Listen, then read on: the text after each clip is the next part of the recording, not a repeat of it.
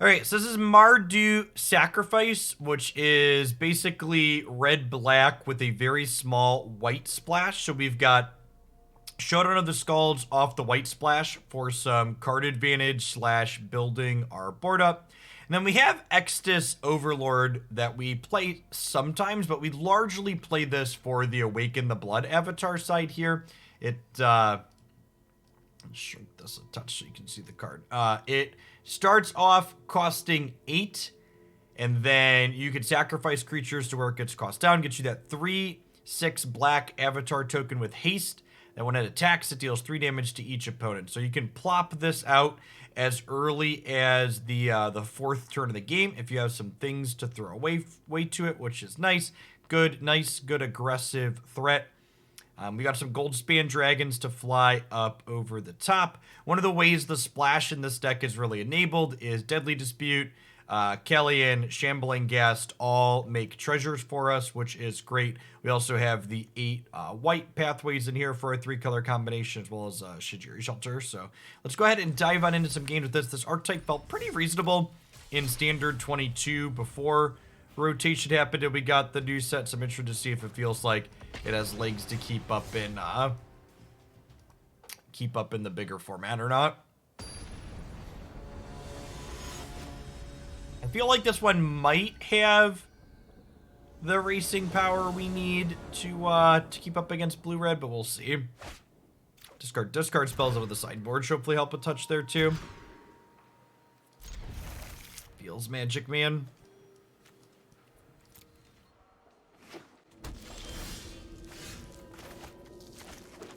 Okay, with this draw, we're a land away from our nuts start.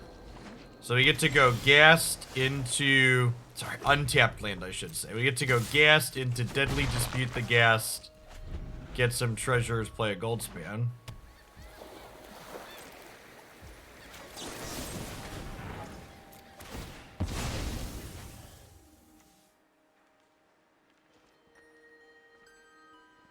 In my experience playing this deck previously, you largely don't need to search for white with environmental sciences.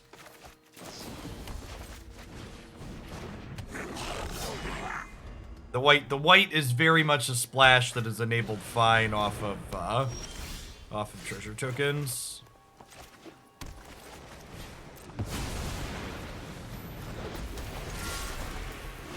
Alright, and even if they Doomscar us next turn, we get to Malakir Rebirth back the dragon, so not in a terrible spot considering we started on 5 cards this game.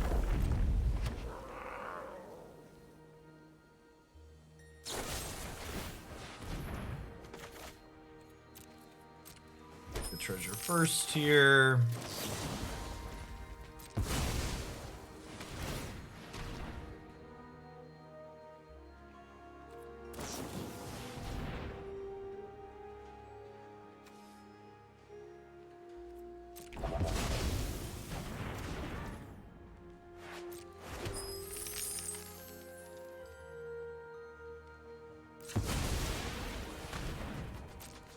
Some mana here so we can crack this clue.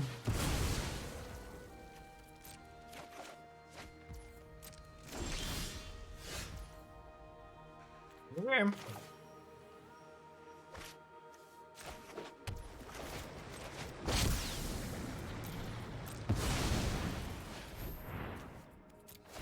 Hey, morning, Nate.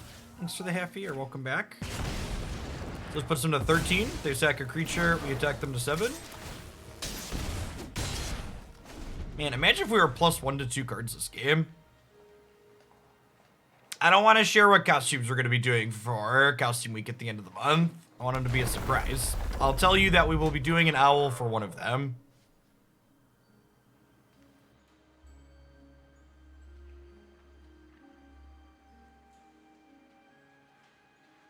Now, one unfortunate thing about spending our treasure on this means I do lack white mana. So I will not be able to cast a Showdown currently if we draw one. So they could fire up Cave of the Frost Dragon if they want here to block. They do not want. Alright, they're dead to a trigger plus a Fireblade. They're dead to a Blood Avatar trigger plus a Fireblade Charger trigger.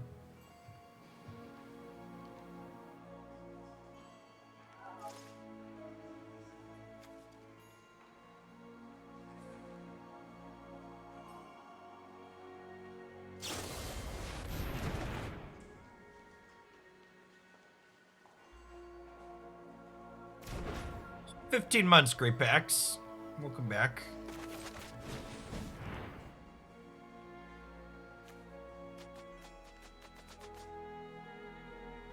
Got another one over there?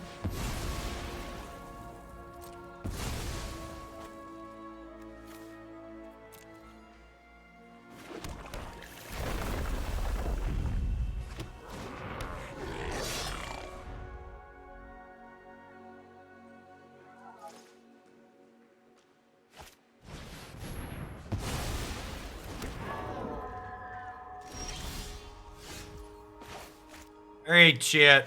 Time to drop it like it's hot. And actually, I should do this for only Extus 2, because I want to play around Jawari Disruption, right? The odds of them putting a land into play at instant speed are low.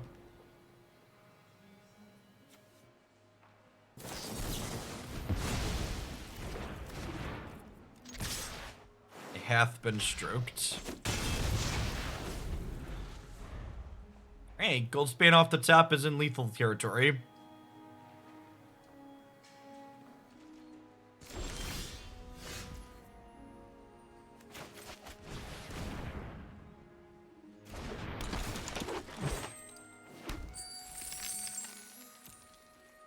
I'm not attacking into Cave of the Frost Dragon here. Maybe I should, to keep them off of being able to cast this spell. Or to get a point of damage in. Oh, we don't won this game so easily with +1 to 2 cards. Mulligans suck. One hasty dragon, please. One showdown of the Skalds, please. How about a 6th land, chat? How does that sound? Four. Only had 6. We had 6 non-land cards in 17 draws. It's pretty brutal.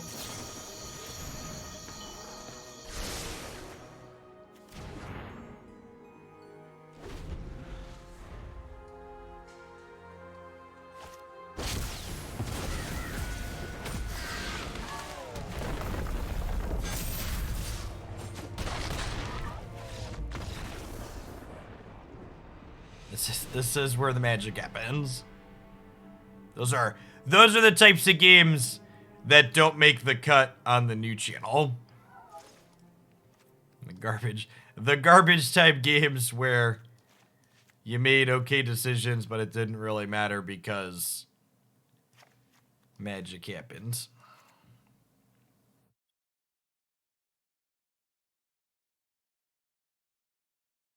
I don't think I want to check for traps here. They have so many foretell cards. It's going to bring in a couple of Lolths and call it a day.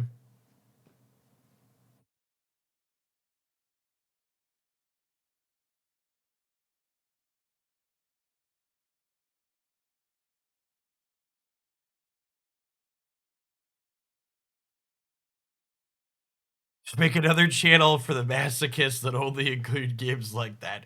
You're not alone. Watch Jeff get screwed endlessly. Maybe we should make it a Pornhub channel, actually. Man gets endlessly screwed live on camera.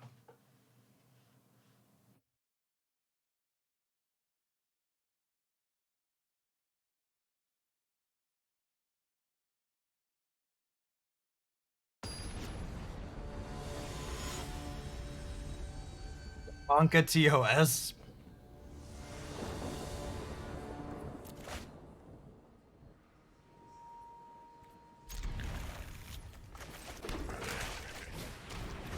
I've not. Feel free to link it, Beansy. I've had enough deck lists coming across my plate organically that I haven't gone looking for deck lists anywhere yet, but I'm getting closest to that point. I'm gonna be looking for things.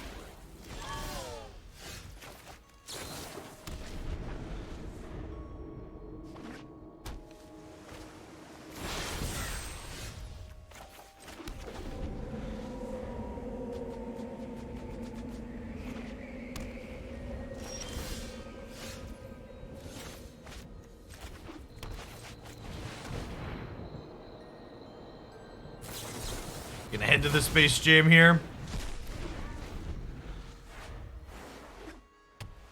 Oh, this deck has Delver in it. No, 0% chance it's good.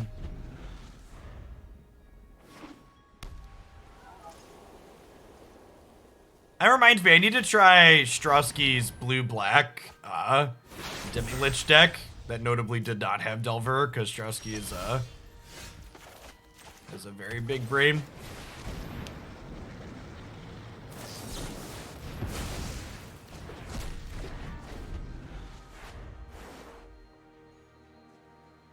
Poker face, poker face, my.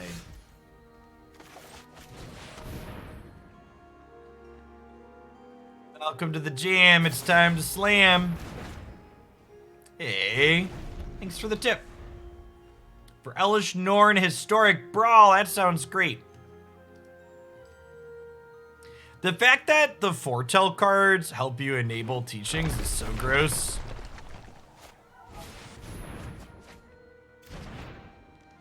This is so stupid. Like they basically had more cards in hand than me, and they got to draw 3 there. It's very dumb. I will show you what happens. Aren't I generous? I mean, I assume there's a bunch of epiphanies about to happen. Was I ever an actual poker player? Yeah, I made 3 to 4 digits a month during undergrad playing poker.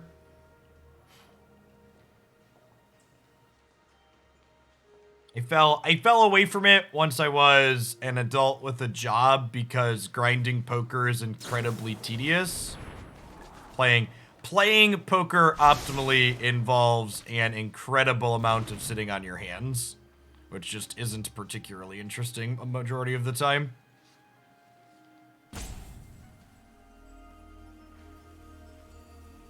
In the before times, I used to play low stakes house games with friends on occasion. Like even in the rare times where I would go to a casino, I generally tend to prefer playing blackjack to playing poker.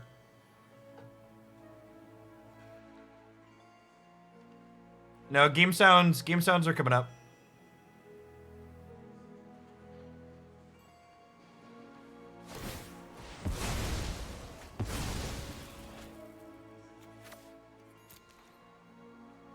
Yeah, that doesn't surprise me, Assassin.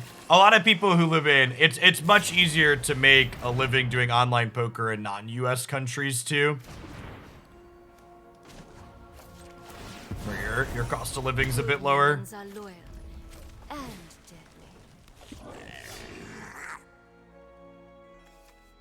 I just do this. Puts a bunch of counters on my Lolth too. It's kind of nice.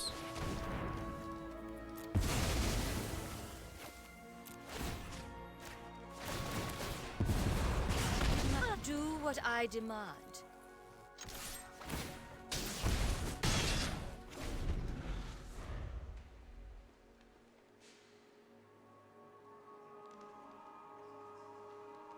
You wear headphones not because you're keeping a poker face, because you're so fucking bored. Yep.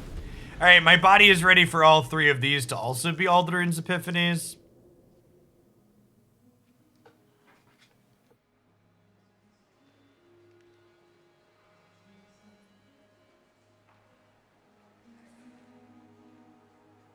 Well, they haven't just windmill slammed another one yet, so maybe there's a chance. There's still time, but wait, there's more. Come on, opponent, flip me the bird again. You know you want to. Do.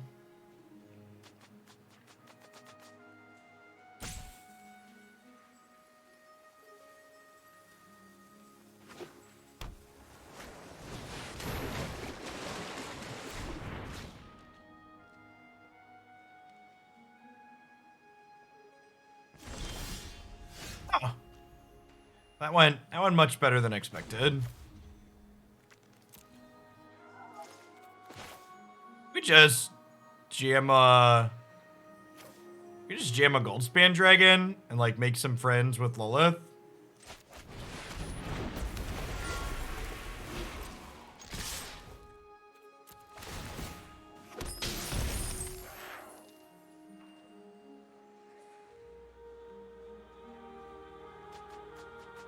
I think I want to hold on to the treasure for next turn. There's a good chance we get swept, right?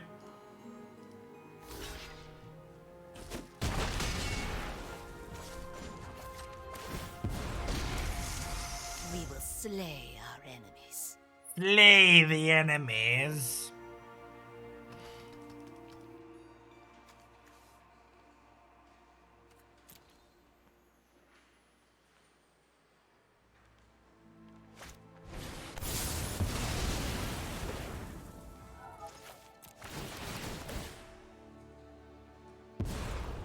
My power is for subservient. I will cull the weak.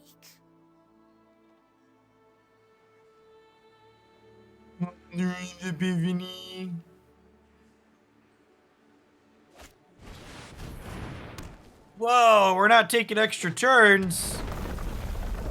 I don't even know what to do with my hands, chat. Big shame we didn't have that last turn. Oh yeah, stroke me, daddy. A gift in exchange for loyalty.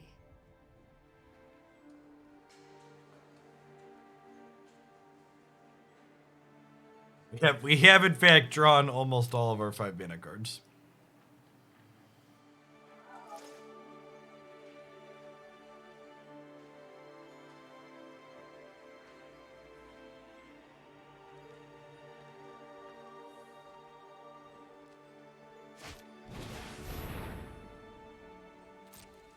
The opponent is learning, chat.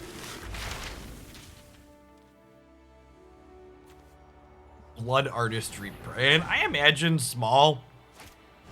I wouldn't be surprised if we got like a pseudo-functional reprint that was one-sided, but I'd be kind of surprised if they printed actual factual Blood Artist.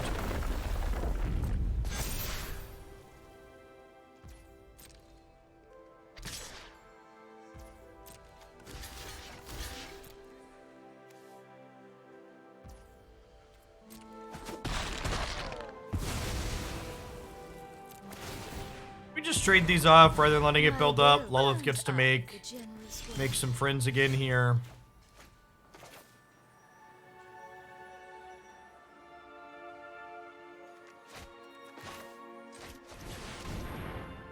Let's see, we're just getting counterspelled again.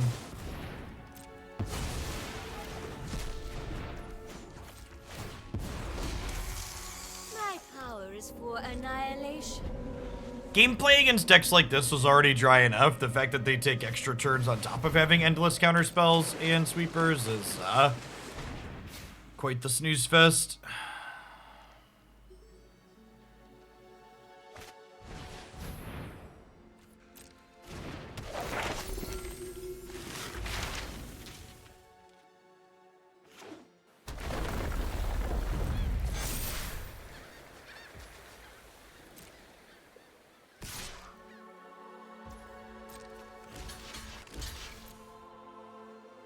It's 19 months mastermind.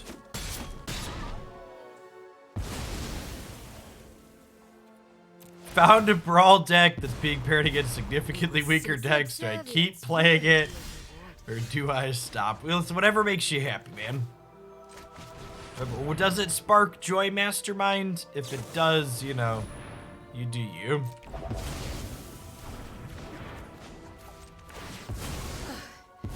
I return to the I will. All right, all in. You require my aid. Aren't I generous?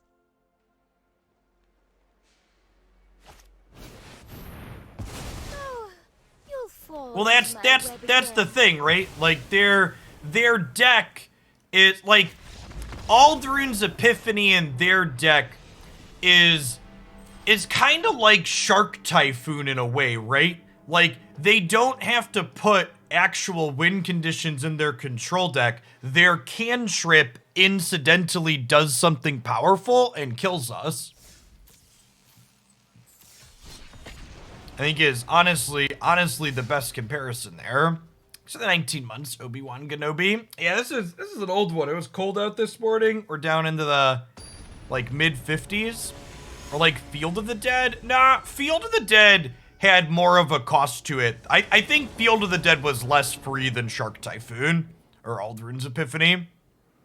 People often understate how bad having a colorless and a tapped land is in your mana base.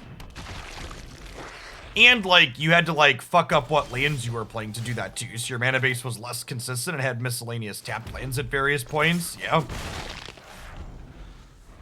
Yeah, Field of the Dead's, like, deck building restriction wasn't intense, but, like, it was notable in a number of games.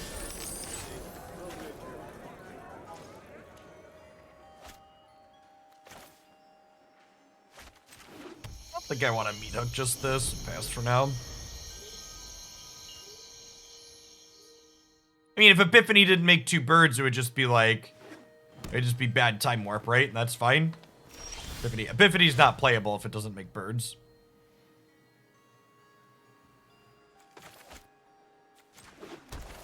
Let's play a double striker. See how this goes. The 35 months, Sailor Dark. Welcome back. Yeah, I mean, against aggro decks, a lot of times, Shark Typhoon was a cantrip that that left a threat, right?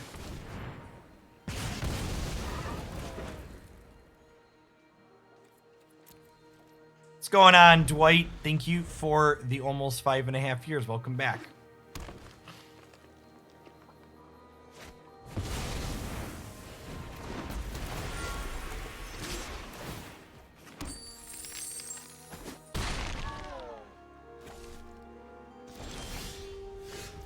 Ooh, I like that as a suggested fix.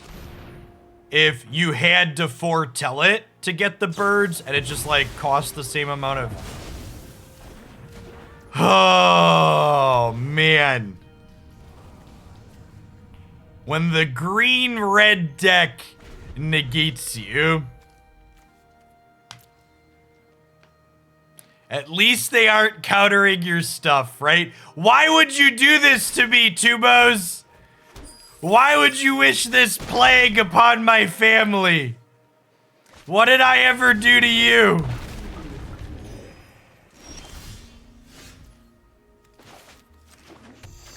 Hey, no whammy the second time. No whammy the second time. No whammy the second time.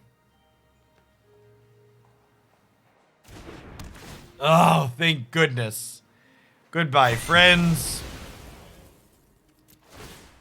What are spells? Baby, don't hurt me. Don't hurt me no more. Whoa, whoa, whoa.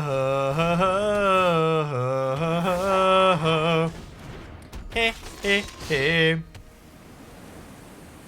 Yeah, it was funny, Chris. I was talking about it yesterday on stream, but there was an incredible dipshit on Twitter who talked about how expensive spells get worse the bigger the standard format gets. And it's just like, motherfucker, were you not playing during the entire last standard format where Emergent Ultimatum was a really good card right up until the end? Like, the fact that people can type stuff like that with a straight face is just, like, incredible to me. It's just like, let's just pretend the reality of the last little while just didn't exist.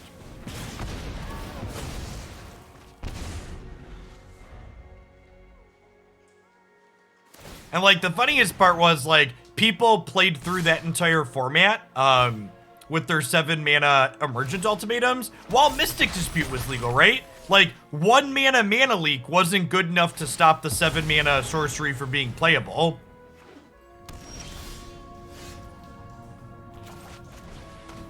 It's like if the 7-mana sorceries were playable through the 1-mana Mana Leak format where everybody had 4 copies of 1-mana Mana Leak, it's like...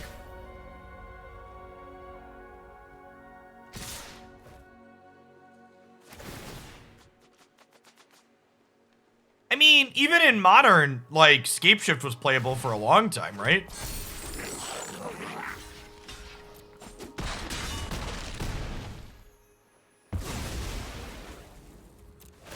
Maybe we'll get to draw a spell here, and it'll be great.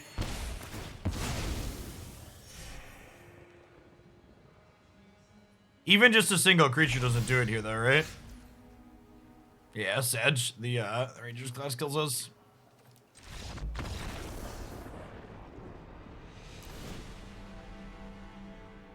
Oh, yeah, Aether Gust was legal the entire time.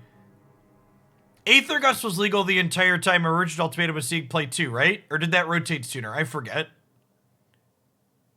Were those two not legal at the same time? I'm gonna be honest, that entire era is just kind of a blur at this point. Prince is probably a little slow. Showdown's probably a little slow, especially against their negates. Let's bring in some Burning Hands.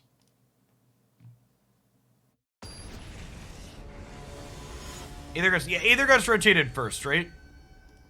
Dispute was only legal, I think, because it was Eldraine.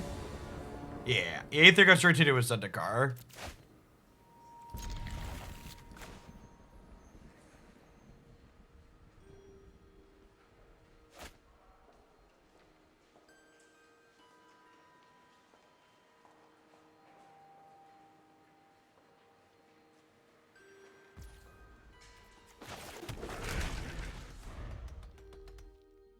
Oh, by the way, we had been talking about it for a little while, but they announced the next what's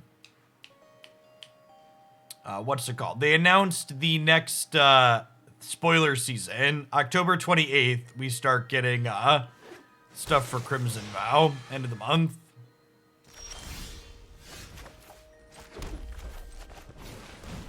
And considering they told us that, but we haven't seen anything about a direct-to-historic set, I have to imagine we're not getting a direct-to-historic set.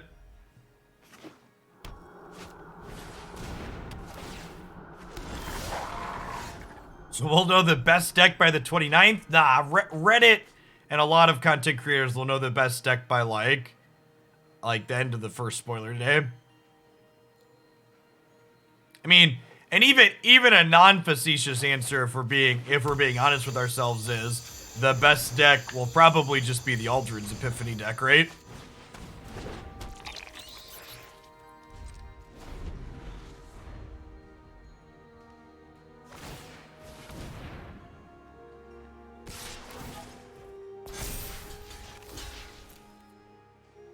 Why did I double block? It's a 3/3. God, it is early.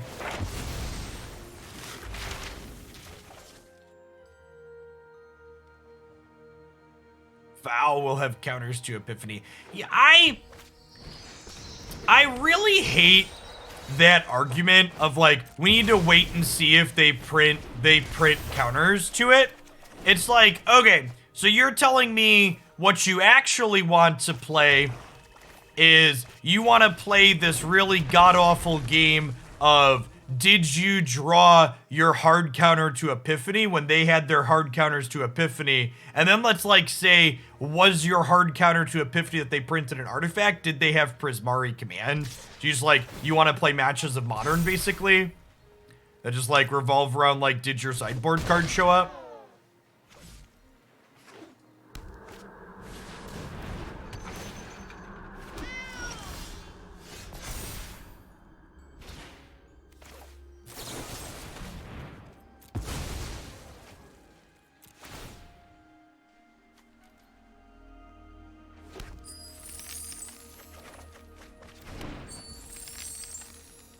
Oh, that's so...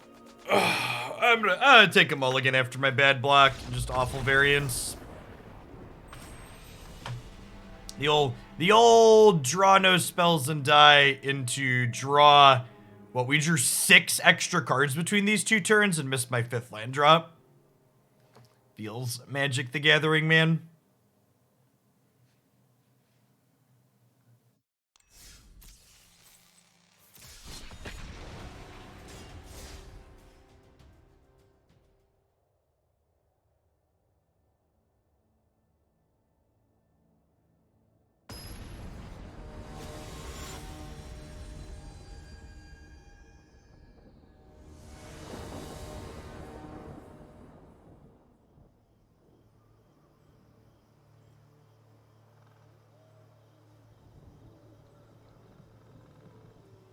Yeah, most of the arguments about how the Magic ban list is managed come down to Magic isn't a game, it's a loot box engine for selling people investment pieces.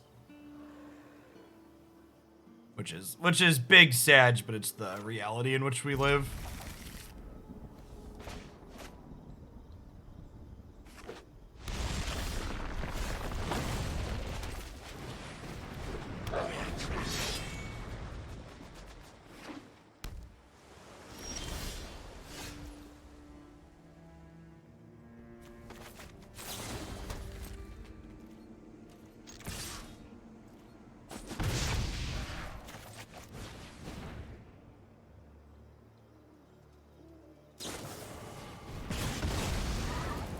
My poor Charger getting exiled, chat. He didn't even get his death trigger. Because that was his purpose in life, was to have a death trigger.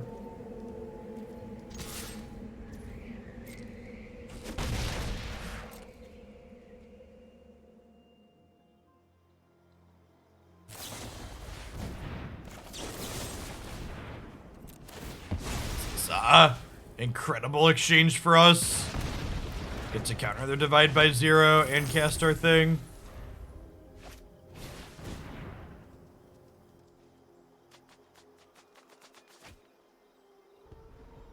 No, Win Magus. Most people that play professional Magic aren't really interested in innovating. They just want to sit there and grind the same decks endlessly.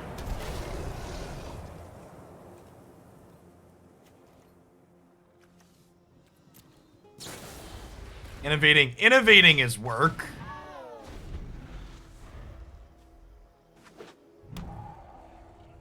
They wanna play the same deck for 8,000 matches and just be good at sequencing better than their opponents.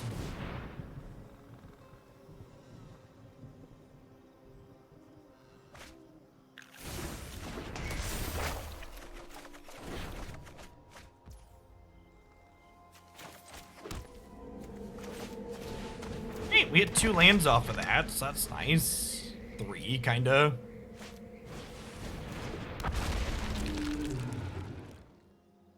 Seems like an exceedingly broad statement. That's why I used words like most. If you listen to the words that fell out of my mouth instead of looking to criticize me, you'd hear the fact that I used a quantifier, so it was not particularly broad. Go off, though, please.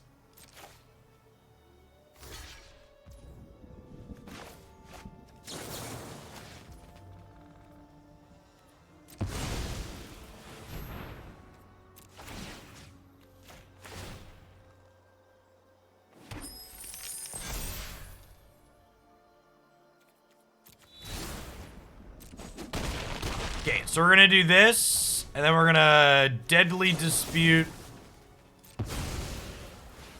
Sack this, give this -1.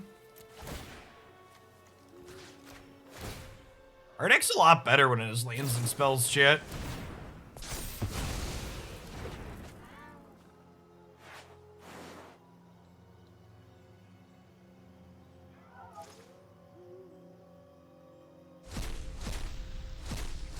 And if you wanna just use empirical based evidence, look at the World Championships. We literally just had 16 people show up to the biggest tournament of the year, and like, what? There was one innovative deck list, and this was in a new format, basically, right? Format was just like a handful of days old. I think we just resolved the Showdown here to keep generating card advantage while it's guaranteed.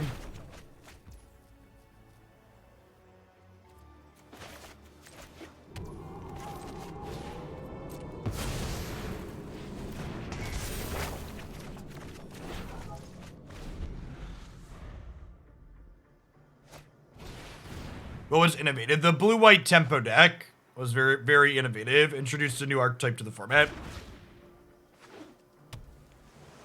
Not cracked in half by any means, but definitely playable and competitive.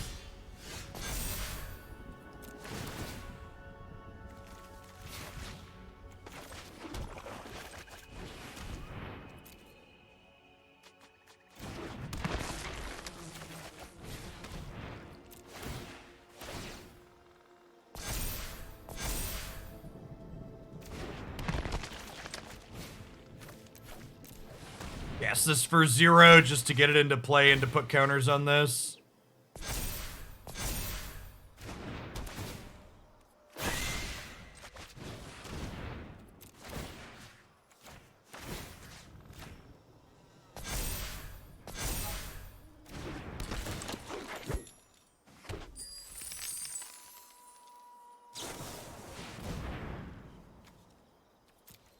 We're gonna have enough mana to Orcus back our Goldspan Dragon.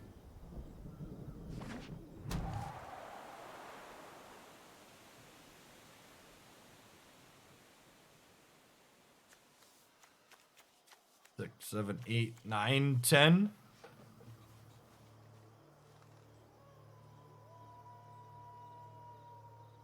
I wonder why they templated this as an X in the cost as opposed to an X when it comes into play.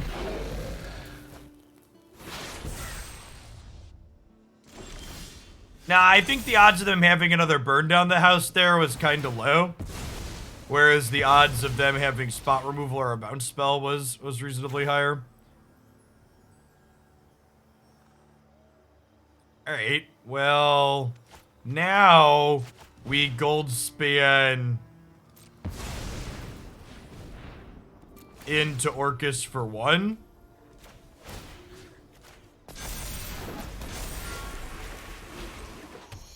Kill them.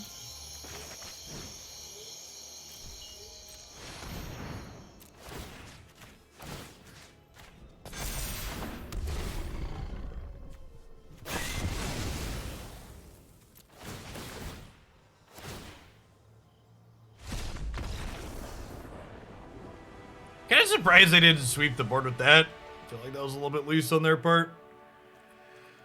We're getting some Soul Shatters and some Lolths here. I think Meathook's actually quite bad in this matchup. And on average, we're not really going to want to be sweeping them. Orcus is pretty expensive. Trim a Deadly Dispute because of their counter magic. Yeah, it definitely could have been a misclick.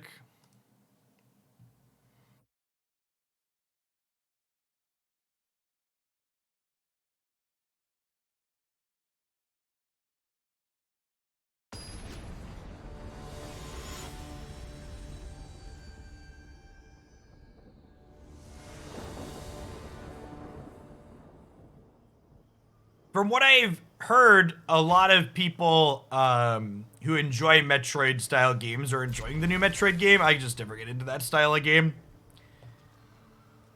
That genre is not for me as a gamer. We tried Hollow Knight somewhat recently, and I just felt like banging my head against the wall.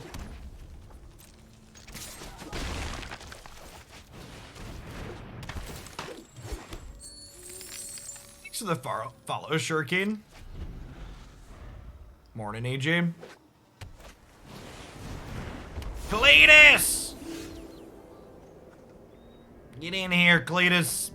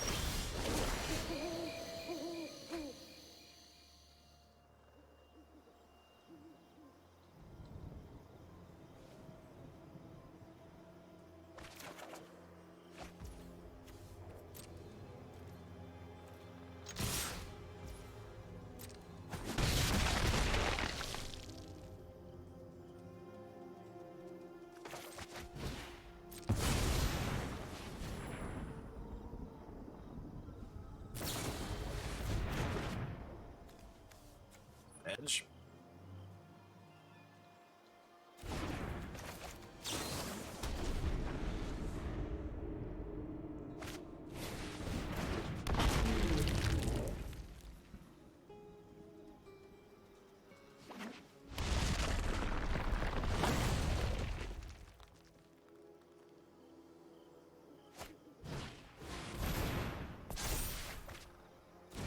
This list of games, these are not games intended for children, but they are games that both my 6 and 7-year-old are capable of playing that are also just good games.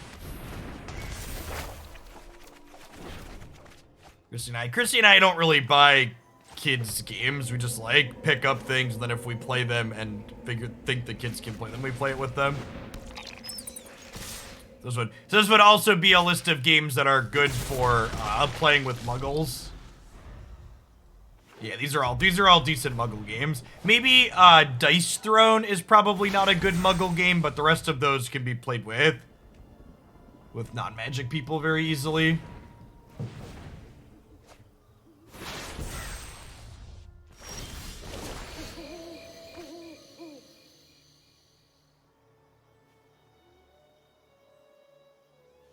I feel like a 100% clear in about 10 hours for a $60 retail game is like pretty bad value for a $60 game at this point. Like, what was it? Kana Bridge of Spirits was an indie game that sold for $40 brand new. And it was 16 hours to full clear.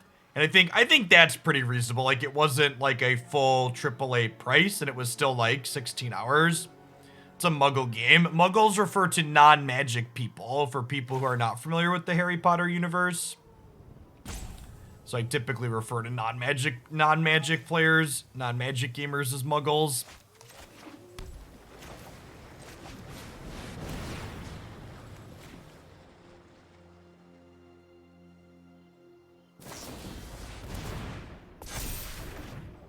How long to beat the end boss in Mario Odyssey? You know, I don't actually know that I have a good... $60 for 10 hours is 4 movies, basically. Yeah, but also, no, it's not. Like, most people I know wouldn't pay to go see a movie at a theater. Also, like, when you're paying to go see a movie at a theater, you're paying for the experience of the theater itself. You're not just paying for the movie. I don't think that's a good comparison.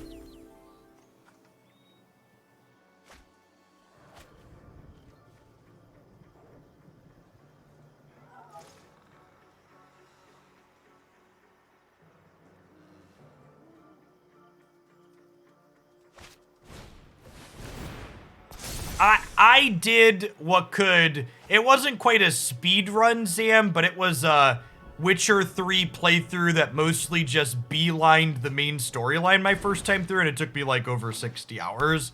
Witcher 3 is also an extreme case, though, and definitely isn't the average for video games.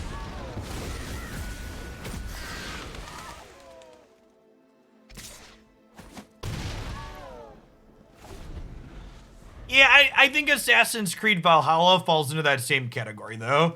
Like, I'm pretty reasonable. Like, what was a game I played recently that was retail that was somewhat reasonable? I feel like, as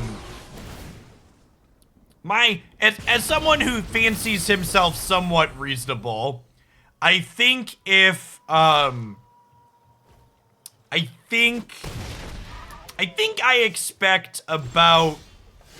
expect about 15 hours from a main storyline with 20 to 25 for full collectibles for a AAA price tag. I think is about where I would say, okay, this is fine. You got your money's worth here.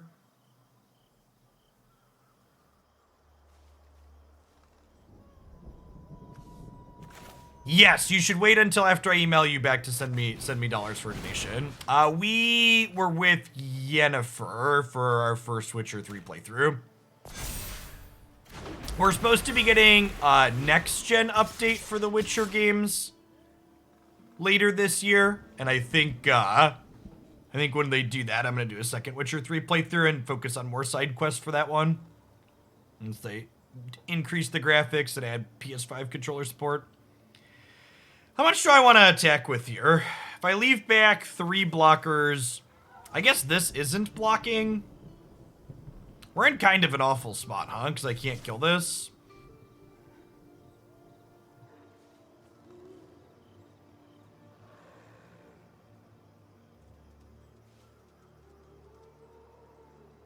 Honestly, it feels like the right play here is top right. Sorry, we were talking about games and I kind of zoned out of this game because like my opponent started casting Aldrin's Epiphanies, and the optimal play when your opponent starts casting Aldrin's Epiphanies is top rating most of the time.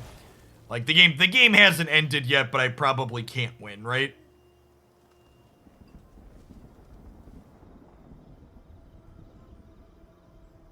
Yes, the Witcher 3 side quests aren't just a bunch of fetch quests. They differ and have their own little stories inside of it, and they're fully voice acted and have good story writing.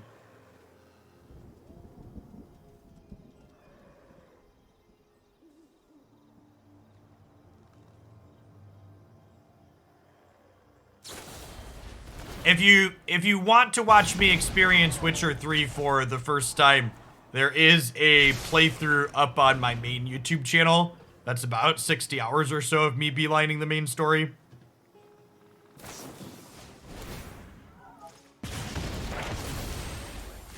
A particular reason I haven't been Kiki courting. Yeah, Modern's just a pile of Ragavans and other bullshit.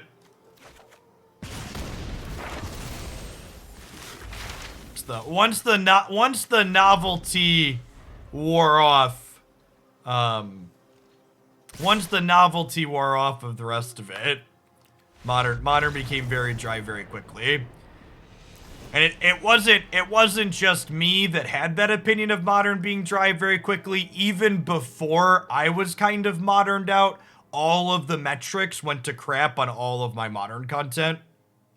Like even when I was still kind of enjoying it, and support for it fell off the face of the cliff on the last couple of sub-surveys, so. MTGO also isn't great, so like if the MTGO formats aren't really good, it's not worth playing Moto. The individual Witcher 3 DLCs are higher quality than many AAA single player story games. They're really good. Hey, thanks for the feedback, Clearable. Yeah, I think there's a lot of potential for the more concise stuff there. It's something I've been meaning to do for a little bit. I mean, questions like that aren't really ones that I can answer tight in a clock. It's impossible to predict if something like that'll happen and what they'll actually do if they do something like that, so who knows?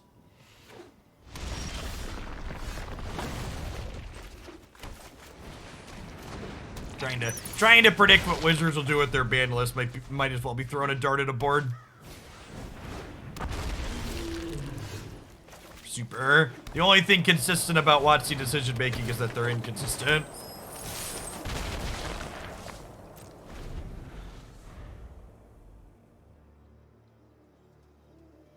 Morning, Gandalf. Thanks for the 21 months. Welcome back. We just jammed the Spooter Queen, huh?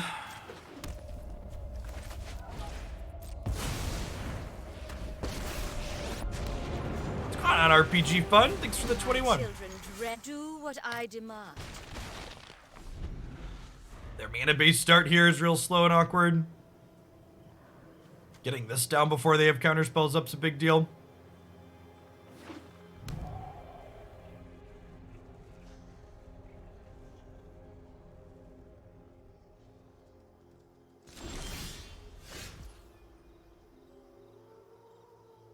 We played some Legacy. I didn't find it particularly enjoyable. In fact, I'm pretty sure the last time we played Legacy, it didn't even... The games were so bad, I didn't even upload it to YouTube.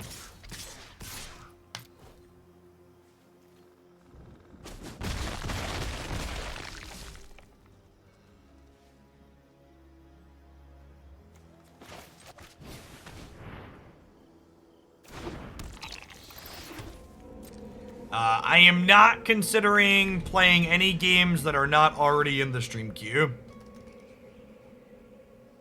Because all the games in the stream queue are things that I bought on sale at some point.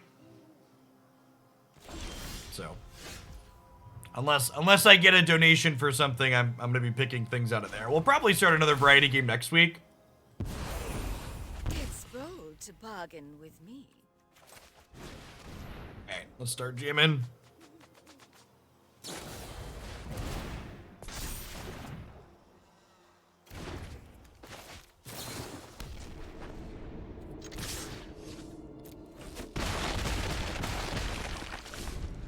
I found decks I played do well against Mistland drops and awkward mana. Yeah, I mean, you could always count on Magic the Gathering to give you a pick-me-up when you're feeling down by getting a non-game match win. Like, yeah, I'm on the scoreboard. We did it. And honestly, like, that's one of the reasons why I typically play best of 3 as a format. Is like, a lot of the time, you have to play 3 games of Magic to get a real game in, right? Like, the odds of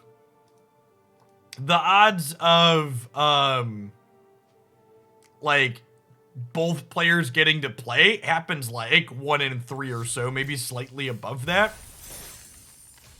I know nothing about Alan Wake. That's related to the Control universe, right? Is it made by the same people? Because Control was reasonable. The DLCs in Control were trash, but the base game of Control was good. The hand smoother helps a little bit with removing the mulligan to Oblivion games, but like the die to flood, die to screw games very much still exist there.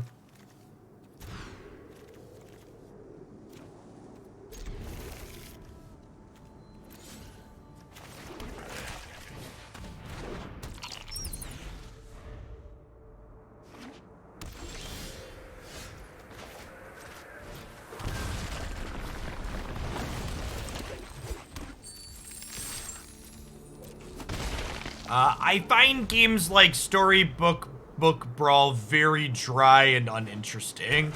You imply Magic is not skill-based.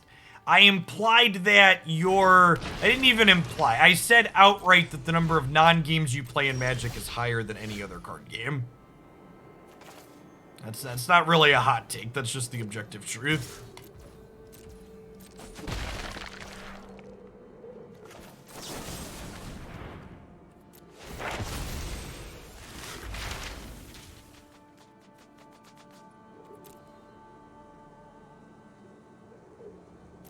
I need lands for the time being, he says before drawing. Oh, look at that.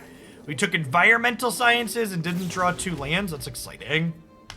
My body was ready to get punished for being conservative and drawing this.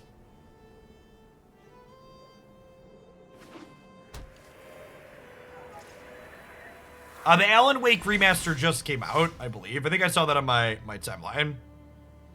That happened somewhat recently. I want to Showdown here before I make my land drop. Because if this hits 2 lands, I want to be able to play both of them.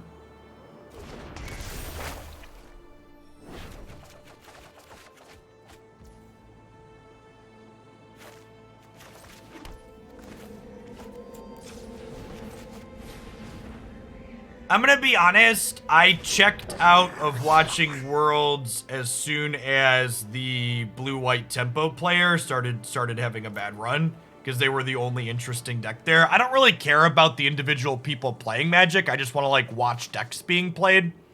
And as soon as the one brew was dead, I was just like, all right, I'm done. could not care less. I'm sure those players played well and the champion was deserving, but I couldn't care less who the champion was or what their blue-red Dragons deck was doing.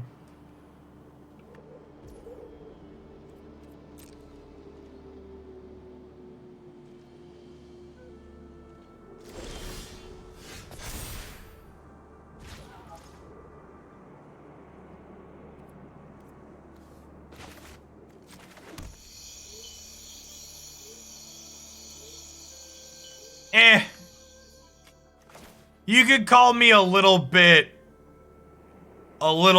stuck up for it, but things like the Grixis deck, I don't really consider that a brew. It's like a small amount of innovation teching your deck to do better in the mirror match, but that's pretty far from brewing, in my opinion.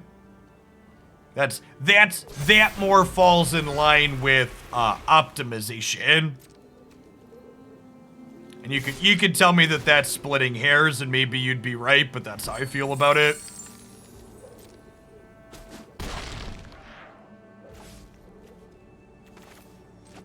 I'm gonna do this for 2.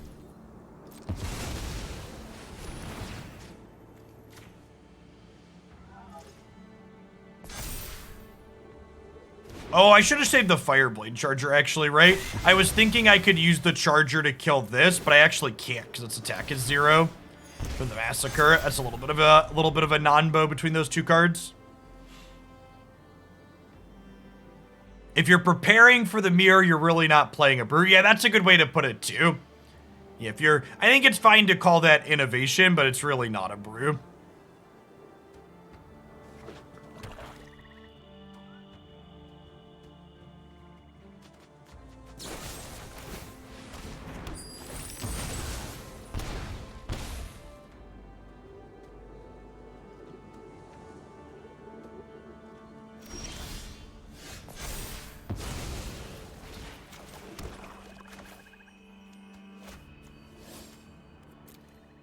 Huh.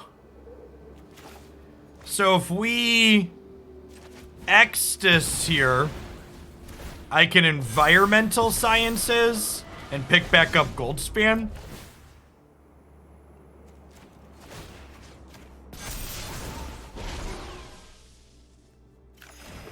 It's a decent sequence. Yeah, it is Silence.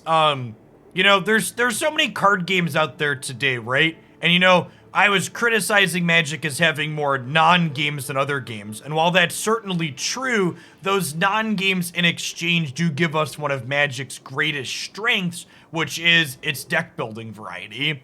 If someone came up to me and was like, Jeff, there's so many digital card games out there today, why should I be playing Magic instead of, you know, Hearthstone, Runeterra, Shadowverse, whatever else is out there? Deck building would definitely be the thing I would say about Magic. It's the game's greatest strength. None of the other successful card games come remotely close to Magic when it comes to deck building variety. So the 28 months, Suevos, welcome back.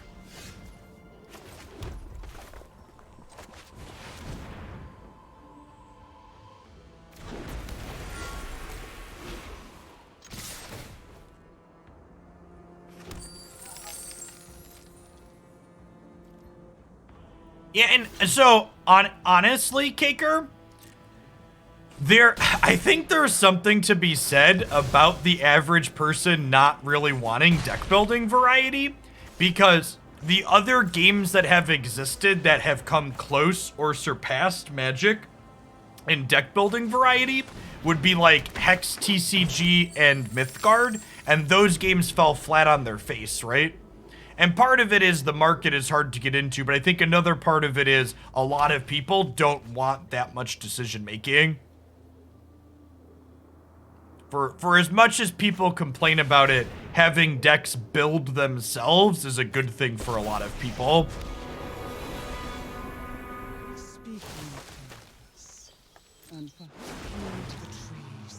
One of, I think what might be the single greatest innovation Hex TCG did that I'm honestly kind of surprised no other digital card game has mimicked was their socketed cards. Which what those were they had cards in their game where you would put gems in them and the card would have different abilities based on which gems you slotted into it. So like, if you were playing like a blue-green deck, you had blue-green gems, so the card was functionally different in a blue-green deck versus a blue-black deck. And you could like change the gem customizations on them during sideboarding. Honestly, I think they're a sweetest mechanic. It was a lot for a deck building geek like me. It was definitely a lot, and I would wager that's why nobody else has done it. But good lord, was it sweet? Yeah, no, yeah, it was like huge layers of complexity. It's called Hex TCG. It was an old Kickstarter card game that's now defunct.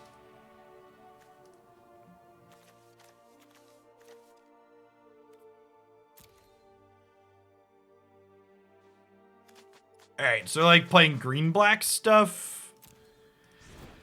I don't know if I want Burning Hands or not here. I guess it kills Chariot and Ren, so it's probably worth it. I definitely want my more grindy cards here, though, still. Maybe I cut the Painter. That's kind of an individually low-quality card. I don't think I want to ramp here.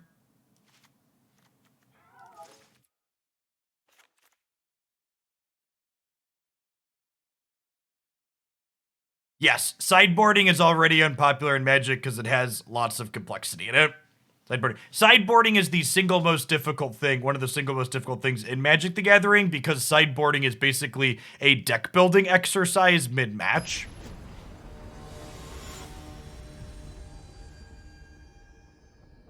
And one of the other things they nailed with their socketed gemmed cards was that they rotated what the gems did opposite of their set rotations. So things changed every set release. So like if a set wasn't rotating out, the gems you had access to changed. So their formats kept a good amount of variety because of that. There's always something new.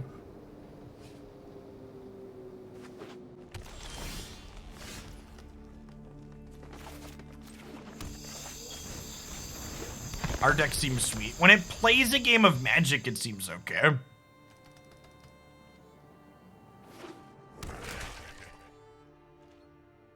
This was based on... This archetype was running around during the Standard 22 portion before we got the most recent set. And our mana got a little bit better, but our spells didn't change that much. We like picked up Meathook Massacre.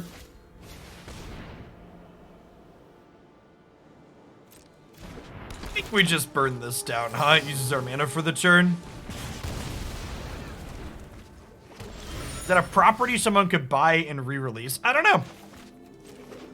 I know they got sued by Wizards of the Coast, which was part of the reason their project got caught up as much. So I don't know what the results exactly were of their lawsuit.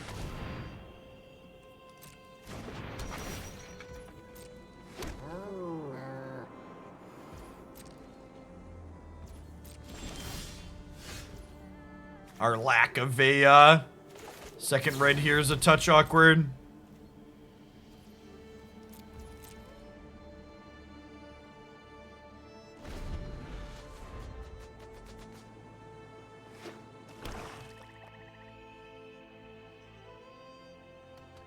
Yeah, and before anybody says anything about them getting sued and it being justified, I want you to know that one of the things they were sued over was the fact that their cards, when they activated, turned to the right. Wizards owns the intellectual property of cards rotating to the right during gameplay because copyright law is fucking stupid.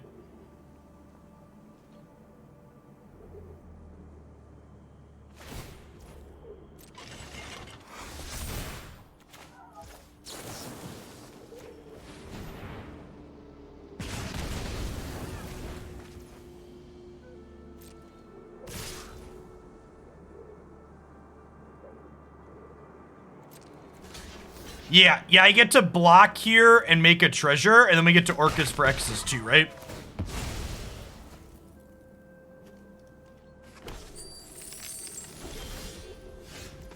What was it? It was one of my favorite sayings about Apple. If you can't innovate, litigate.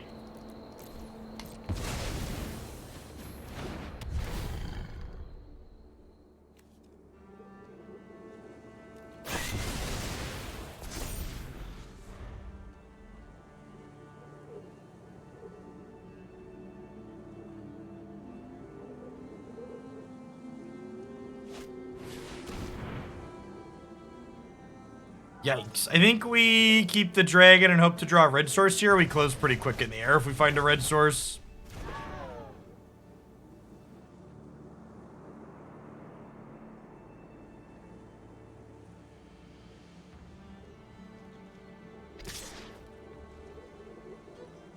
My wife and I bought an iPad because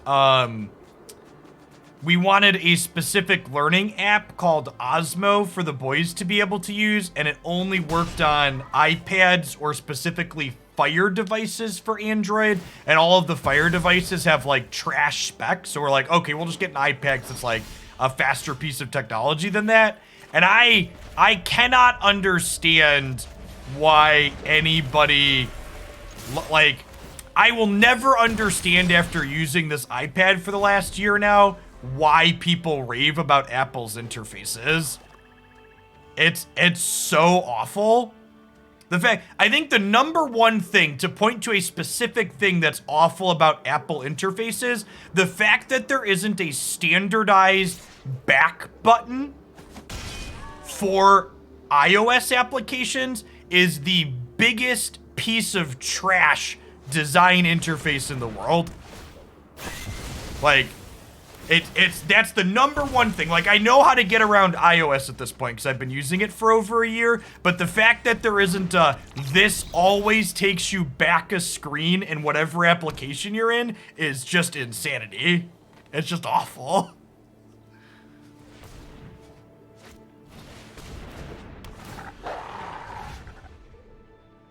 So, the critique that everything just works on your Apple devices, that's also true if you just always buy high-end Android devices. If you buy a bunch of garbage tier Android devices that are super cheap, yeah, they're gonna be trash because you bought the cheap trash Android device. Because anybody can license Android, there are a lot of low quality ones out there. It's for the half a year, Koi Cricket. Alright, so Meathook is a wash here now, so we've got that going for us. I get to grab a Mascot Exhibition here, and then, depending on what their card in hand is, we're kind of at parity, I think.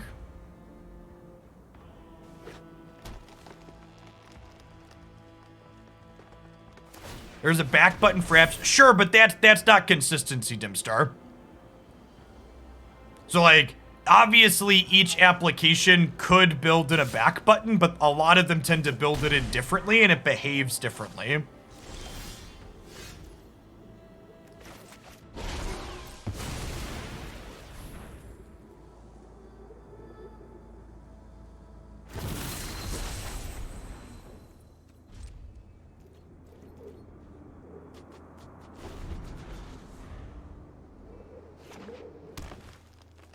See, I've had the opposite experience. We just got like a regular iPad, which I'm going to profess ignorance. I don't know what my wife paid for our base iPad model, but our base iPad model is significantly slower than my Android smartphone.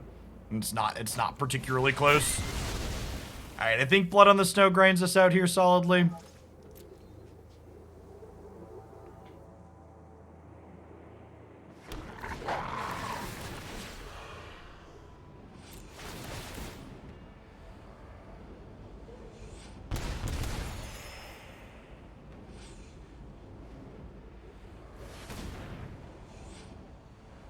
This is almost lethal, right? This is a 3/3. Yeah, opponent's got a neat build of Snow. I don't know how these decks ever beat the Epiphany decks in general, but they definitely seem decent into creature decks. I think I'm happy with how we sideboard it. Let's just run it back and try and get under them on the play.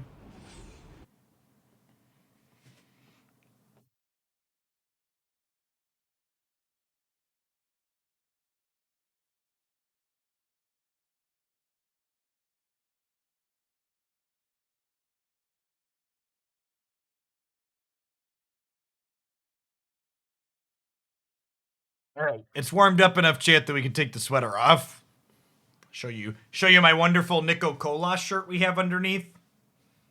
See, downtime while waiting for the opponents to sideboard, chat. Perfect time to shill the sponsors. Get your own Obey Nico Kolas shirt at Coalescence Apparel.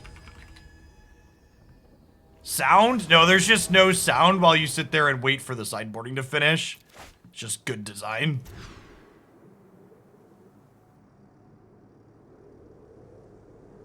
Listen, chat, I was told if I showed my chest, I'd get more tips on Twitch, okay? So I gotta zoom in on occasion to show off the t-shirts.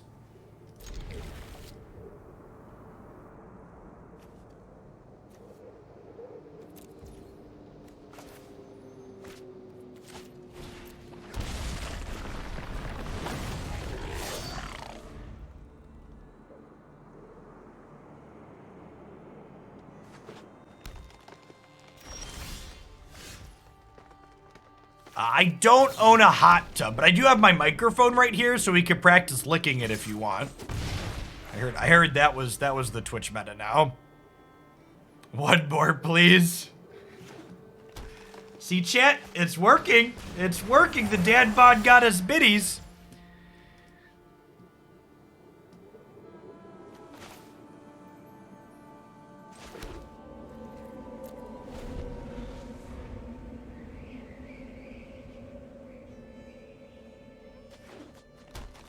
Amaranth was banned again, really?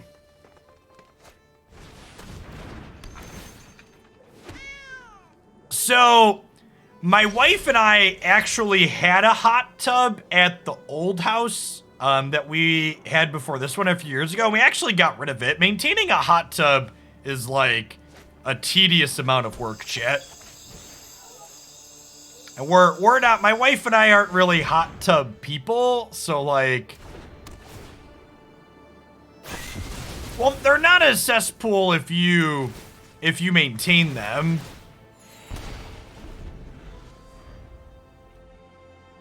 But like maintaining one is like an insignificant, it's not an insignificant amount of work.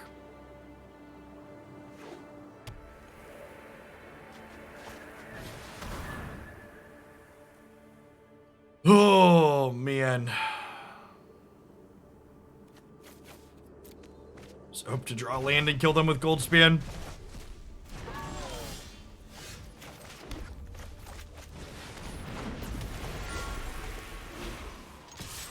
I got a free hot tub that needed some repairs one time, never fixed it, never used it, had to pay someone $200 to take it away when I sold the house.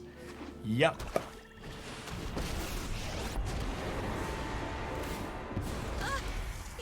A gift in exchange. Oh, is the new DC comic card game coming out from Cryptozoic? I didn't know that. I saw Sam Black tweet something that he was working on that. Is that the Sam Black game? Sam Black tweet. Yeah, it is the Sam Black game. It came across my Twitter timeline this morning.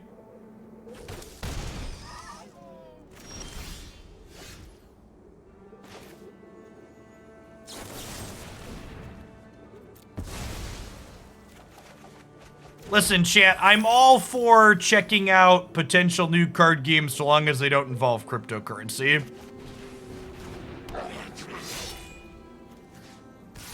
As soon as you tell me your card game involves really owning my cards via blockchain, I just check right the fuck out. I will get what I want.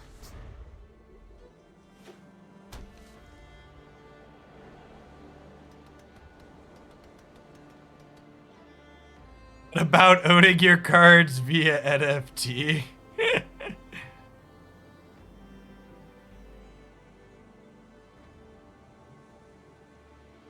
I want to sniff the cards.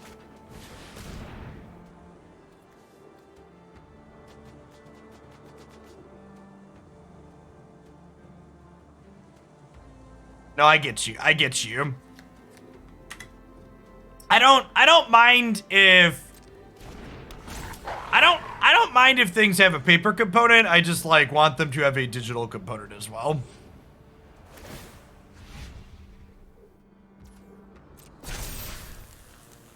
Are we dead, fam? Feeling kind of dead.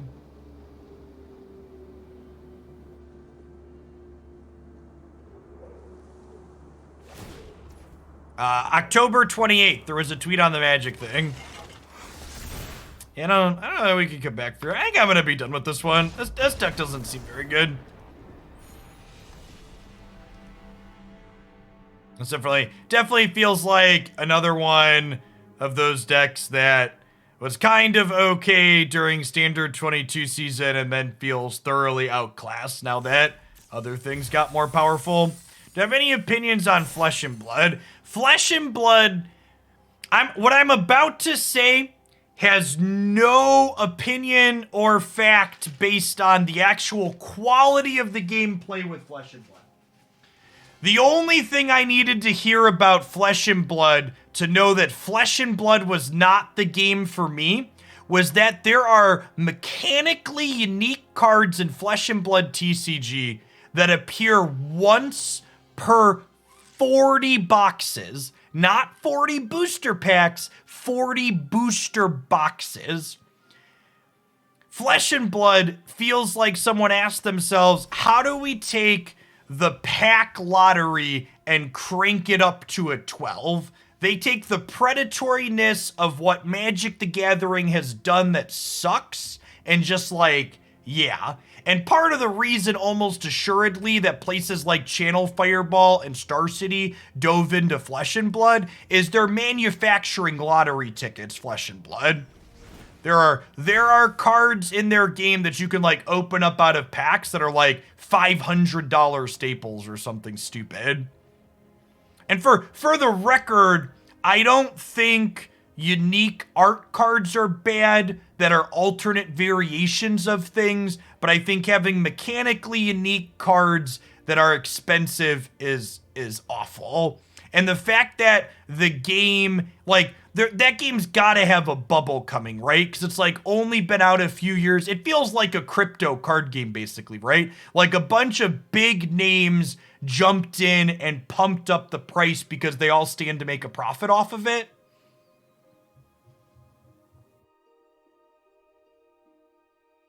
Like, I am much like how I approach cryptocurrency. I am skeptical of everyone promoting Flesh and Blood because I wonder how much money they've already made and stand to make more from speculating on the product.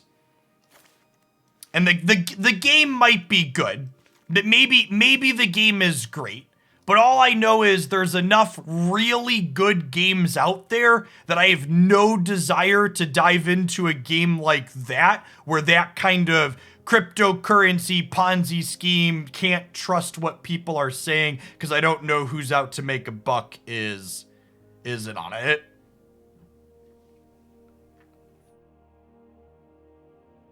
I've heard a lot of people say the actual gameplay is good, but I can't comment on the gameplay because there's so many other games out there right now that have good gameplay that are just like not that bad in terms of card acquisition. As far as this goes, I think I'm gonna write this off. Let's move on to the next Magic deck. Sorry. Let's try and focus on